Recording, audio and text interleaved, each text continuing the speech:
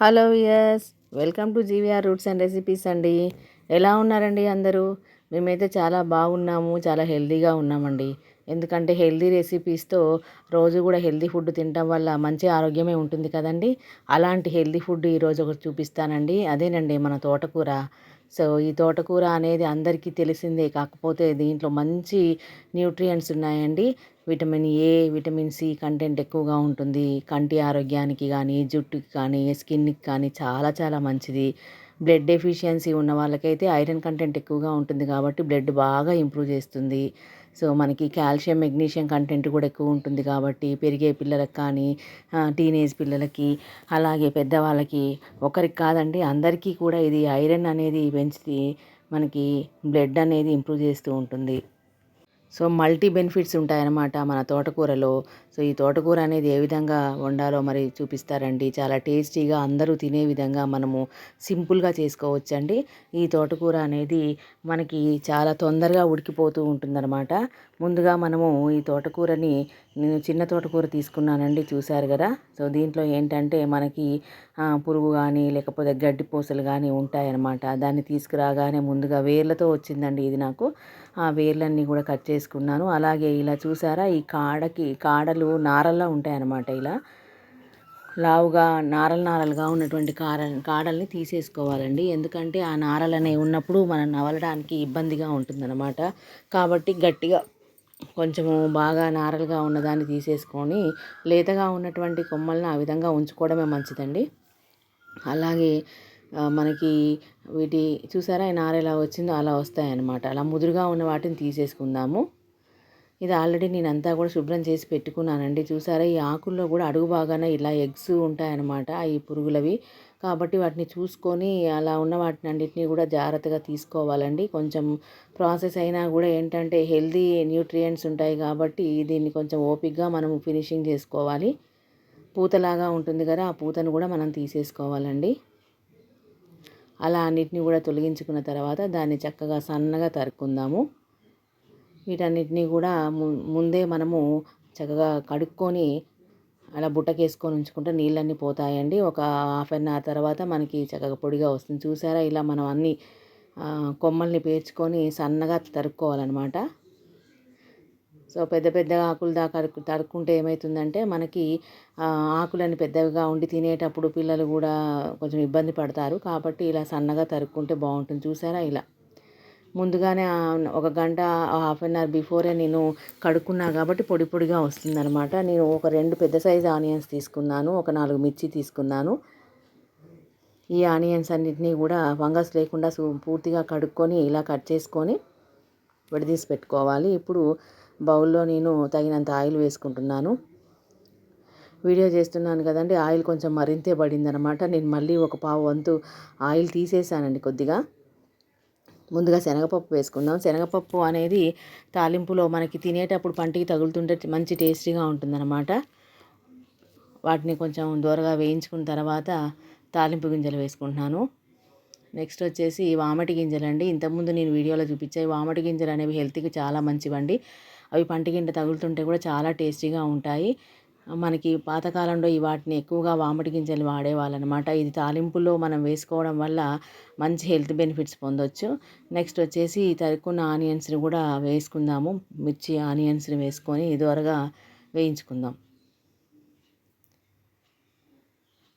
Oil అండి వేస్తే బాగానే ఉంటుంది టేస్ట్, కానీ కాకపోతే అది మంచిది కాదు కదా హెల్త్కి, కాబట్టి తక్కువే వేసుకోవాలి. పసుపు వేసుకొని కలుపుకుందాము.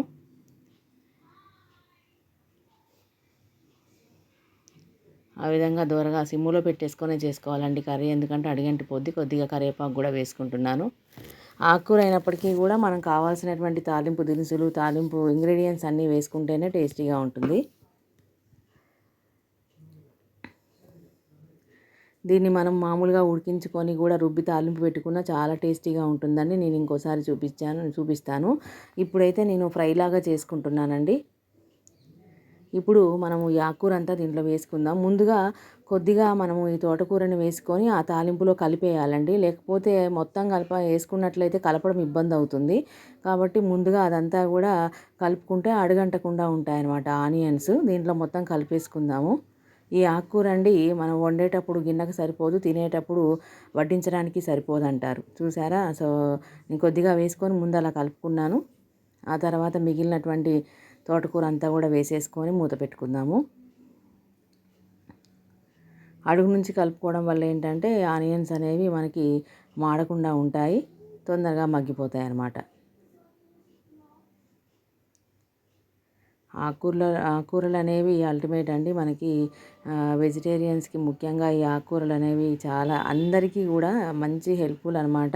మనకి ఫైబర్ కంటెంట్ ఎక్కువగా ఉంటుంది, అలాగే ఐరన్, కాల్షియము, మెగ్నీషియము, ఒకటేంటండి అన్నీ మంచి న్యూట్రియంట్ వాల్యూస్ ఉంటాయన్నమాట తోటకూరలో. కాబట్టి వారానికి ఒకసారి కంపల్సరీగా మన డైట్లో ఉండేటట్టు చూసుకోవాలి. ఇలా అంతా వేసుకున్నాక మూత పెట్టుకొని కాసేపు మగ్గించుకుందాము. సో 2 నిమిషాల తర్వాత చూసారా ఎలా అయిపోయిందో, దగ్గరకు వచ్చేసింది కదా. ఇప్పుడు కలుపుకుందాం ఒకసారి. కంప్లీట్గా సిమ్ములో పెట్టుకొనే చేసుకోవాలండి, లేకపోతే తొందరగా అడుగంటేస్తుంది. వాటర్ ఇలాగ ఊరుతూ ఉంటుంది కదా చూసారా అలా. ఇప్పుడు కొద్దిగా సాల్ట్ వేసుకుంటాను. ఈ తోటకూరకి ఏంటంటే మనకి సాల్ట్ అంత ఎక్కువగా పట్టదు. ఏదైనా ఆకుకూరల్లో సాల్ట్ అనేది తక్కువగానే పడుతుందండి, కాబట్టి మనము చూసుకొని వేసుకోవాలి. నేను ఒక 1.5 స్పూన్ దాకా వేసుకుంటున్నాను, మరింతే ఉంది కాబట్టి. అలా వేసుకొని ఒకసారి మనం కలిపి పెట్టుకొని మూత పెట్టేసుకుందాము. ఏం లేదండి, ఇంకా సింపుల్ ఇంగ్రీడియంట్సే దీంట్లో, పెద్ద పెద్దగా మనం వాడేది కూడా ఏమీ ఉండదు. ఆ తర్వాత కాస్త ఎల్లిపాయ వేస్తాను నేను, అంతే. దాంతోనే మంచి ఫ్లేవర్ వస్తుంది మనకి.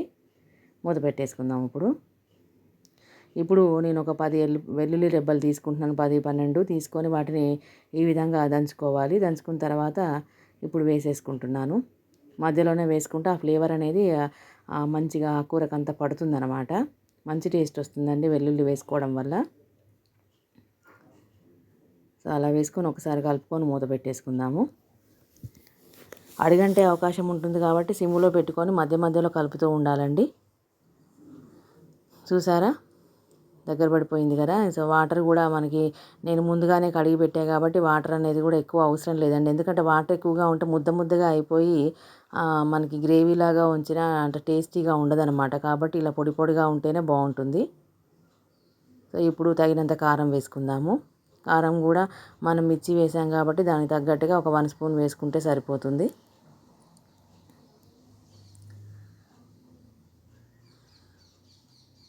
ఇది చపాతీల్లో కానీ, రైస్లో కానీ, జొన్న రొట్టెలు వీటన్నిటిలో కూడా మంచిగా ఉంటుందన్నమాట. కాబట్టి మీరు కూడా ఇలా ట్రై చేయండి. ఎలా వచ్చిందో మీకు కామెంట్ చేయండి.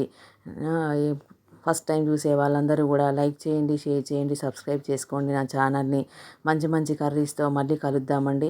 చూసారా కారం వేసేసాం కదా, దాంట్లో ఒక్క నిమిషం మగ్గించిన తర్వాత ఆఫ్ చేసుకుంటే సరిపోతుందండి. ఎంతో టేస్టీగా ఉండే తోటకూర రెడీ అయిపోయిందండి. చూస్తుంటేనే బాగుంటుంది. ట్రై చేయండి. Thank you for watching.